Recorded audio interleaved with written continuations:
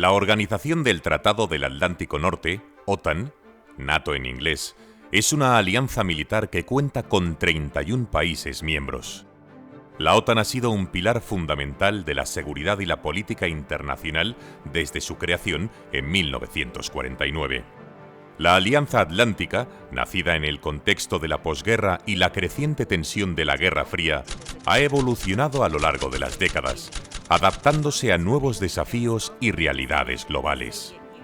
La OTAN es una alianza de países de Europa y Norteamérica en continua expansión. Según el artículo 10, la adhesión a la alianza está abierta a cualquier otro Estado europeo dispuesto a respaldar los principios del tratado y contribuir a la seguridad del área del Atlántico Norte. Sin embargo, si hubiera un acuerdo unánime del resto de los estados, una nación no europea podría llegar a ser parte de este grupo. De hecho, el caso de México se ha barajado alguna que otra vez. Para entender cómo surgió esta alianza, debemos irnos a los años posteriores al fin de la Segunda Guerra Mundial, es decir, a los inicios de la Guerra Fría. En estos años, Europa estaba devastada, y el bloque capitalista, liderado por Estados Unidos, temía la expansión del comunismo. Los comunistas actuaban como una quinta columna dentro del llamado mundo libre, y ayudados por la Unión Soviética, amenazaban a los gobiernos electos de toda Europa. En febrero de 1948, el Partido Comunista de Checoslovaquia, con el apoyo encubierto de la Unión Soviética, derrocó al gobierno democráticamente elegido en ese país. Ese mismo año, en reacción a la inminente consolidación democrática de Alemania Occidental, los soviéticos bloquearon todas las rutas terrestres y fluviales del Berlín Occidental, controladas por los aliados, en un intento por reforzar su control sobre toda la capital alemana. No les salió bien la jugada, pues los occidentales burlaron aquel bloqueo con la organización de un puente aéreo para abastecer el Berlín Occidental. El heroísmo del puente aéreo de Berlín proporcionó a los futuros aliados cierto consuelo, pero las privaciones siguieron siendo una grave amenaza para la libertad y la estabilidad. También en 1948 empezaron a llegar las primeras ayudas del Plan Marshall para la reconstrucción de Europa, con la transfusión de unos 20.000 millones de dólares destinados a aliviar la crisis de posguerra. Varias democracias de Europa Occidental se unieron con el fin de implementar varios proyectos para una mayor cooperación militar y defensa colectiva. Al final, se determinó que solo un acuerdo de seguridad verdaderamente transatlántico podría disuadir la agresión soviética. A menudo se dice que la Organización del Tratado del Atlántico Norte se fundó en respuesta a la amenaza soviética. Esto es cierto, pero solo parcialmente. De hecho, la creación de la alianza fue parte de un esfuerzo más amplio para servir a tres propósitos: disuadir el expansionismo soviético, prohibir el resurgimiento del militarismo nacionalista en Europa a través de una fuerte presencia norteamericana en el continente y alentar la integración política europea. Después de muchos debates, la OTAN fue establecida el 4 de abril de 1949 con la firma del Tratado del Atlántico Norte por 12 países de América del Norte y Europa. La alianza fue una respuesta a todas esas inquietudes de seguridad que sobrevolaban la cabeza de los europeos, ya que en 1949 la Unión Soviética había detonado con éxito su primera bomba nuclear en el sitio de pruebas de Semipalatinsk, en Kazajistán.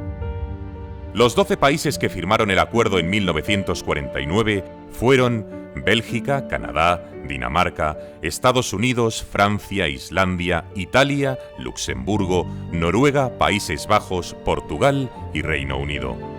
En 1952 se unieron Grecia y Turquía. En 1954, la OTAN dejó claro que en caso de agresión soviética se produciría de inmediato un contraataque devastador empleando armas atómicas.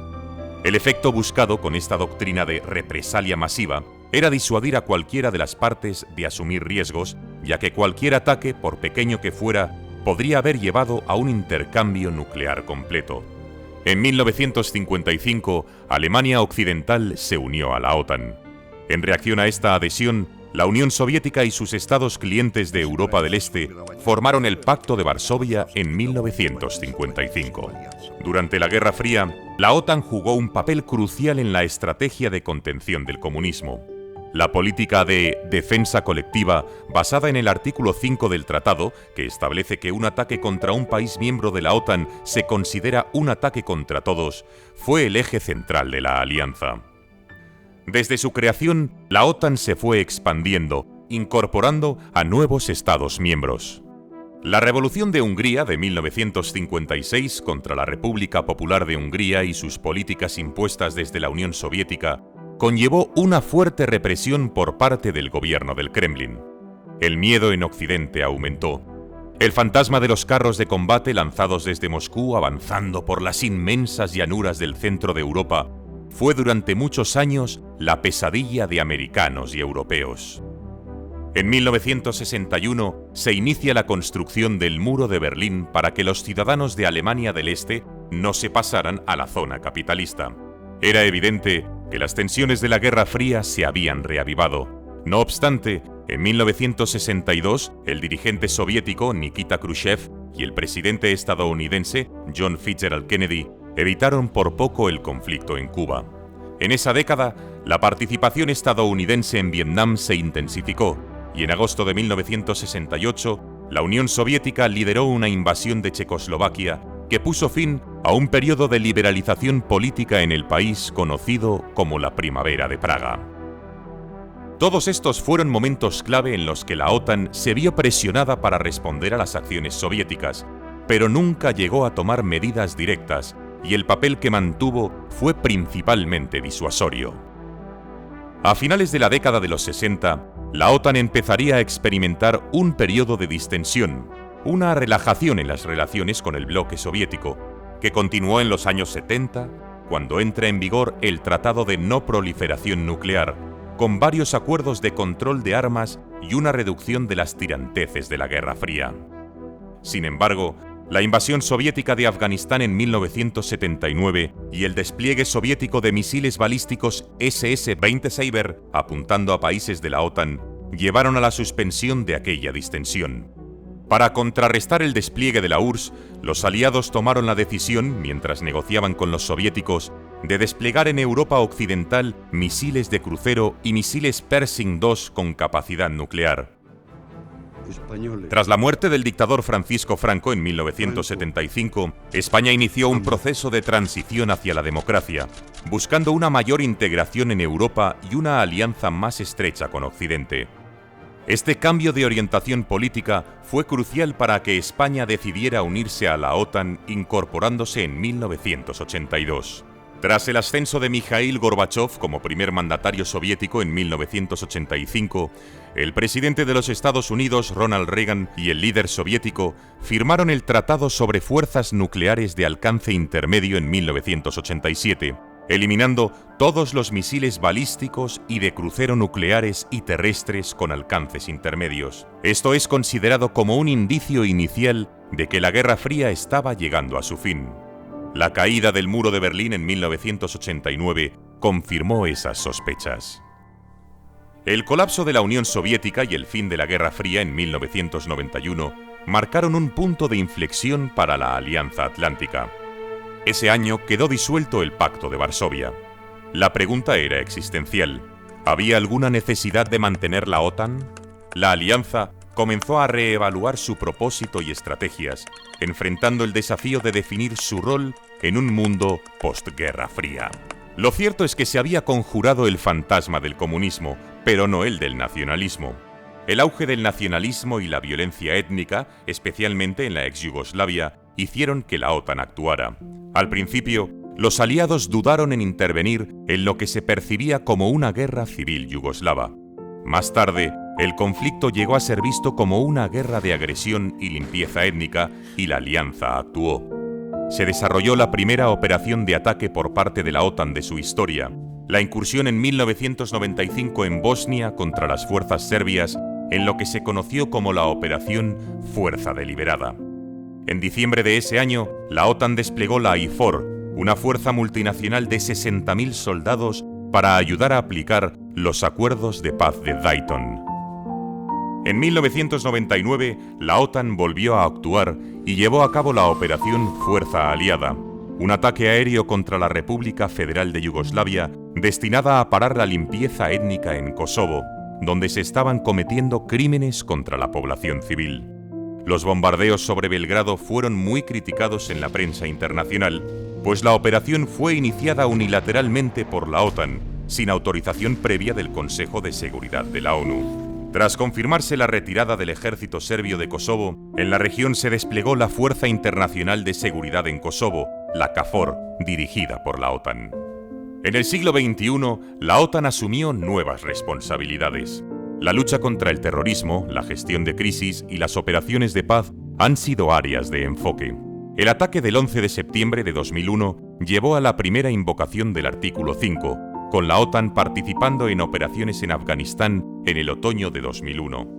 El objetivo de la misión, la Operación Libertad Duradera, fue negar a Al-Qaeda una base de operaciones y detener al mayor número posible de dirigentes de Al-Qaeda. A Osama Bin Laden no se le dio muerte hasta 10 años después. El crecimiento de la OTAN hacia el este de Europa ha generado tensiones con Rusia, que vio la expansión como una amenaza a su seguridad. No tenía por qué, pues en 1997 Rusia y la OTAN creyeron haber pasado la página de la Guerra Fría con el acta fundacional. Sin embargo, las tensiones con la Federación Rusa se manifestaron con la anexión de Crimea en 2014, renovada con la invasión de 2022, acciones del todo injustificadas que han conseguido que haya interesados debates sobre el papel y las fronteras de la alianza. La OTAN es la gran obsesión del régimen de Vladimir Putin. Esto no significa que considere a la OTAN como una amenaza real, pero tiene un gran interés en aparentarlo. El discurso ruso se basa en una serie de ficciones. La primera es una supuesta promesa de no ampliar la OTAN hacia el este, pero no hay ningún documento oficial que respalde dicha promesa. De hecho, en el acta fundacional entre la OTAN y Rusia se comprometía a no retrasar ni limitar la apertura de la OTAN para el ingreso de nuevos miembros. La segunda ficción es la de que la OTAN pretende cercar a Rusia. Pero la OTAN es ante todo una organización defensiva, que no tiene por qué amenazar a ningún Estado que no agreda a otros Estados. Al final, hemos tenido que presenciar una nueva guerra provocada por Rusia para que Suecia y Finlandia decidan incorporarse a la OTAN. Es más, cuando finalice el conflicto, seguramente se reconsidere de nuevo la candidatura de Ucrania. En la actualidad, la OTAN enfrenta desafíos como el aumento de las tensiones con Rusia, los conflictos en Oriente Medio, el auge de China y los problemas de seguridad cibernética y ambiental. La alianza continúa adaptándose a estos nuevos retos, buscando mantener su relevancia en un mundo cambiante. La OTAN, desde su creación hasta el presente, ha sido una pieza clave en la arquitectura de la seguridad internacional. A lo largo de su historia, ha experimentado expansiones, transformaciones y desafíos. Su futuro, en un mundo cada vez más complejo y multipolar, dependerá de su capacidad para adaptarse y responder a las nuevas realidades de seguridad global.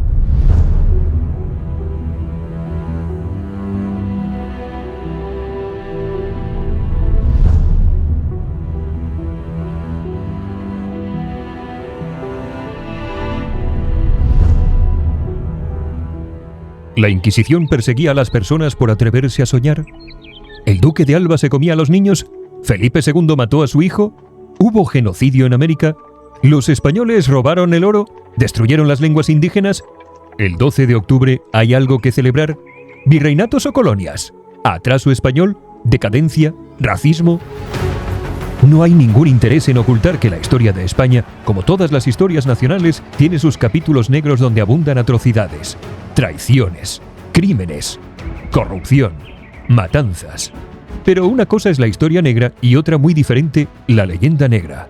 Javier Rubio Doncé hace un exhaustivo repaso de todos estos clichés que tanto preocupan a algunos compatriotas. Pero este no es otro libro sobre la leyenda negra, ya que el autor va más allá, abordando temas tangenciales e igualmente interesantes: reconquista, hispanismo, reunificación hispana, nacionalismo, indigenismo, anglofobia, iconoclastia, leyenda rosa, España contra su leyenda negra. Mitos, agravios y discursos. Un libro de Javier Rubio Doncé con prólogo de Fernando Díaz Villanueva.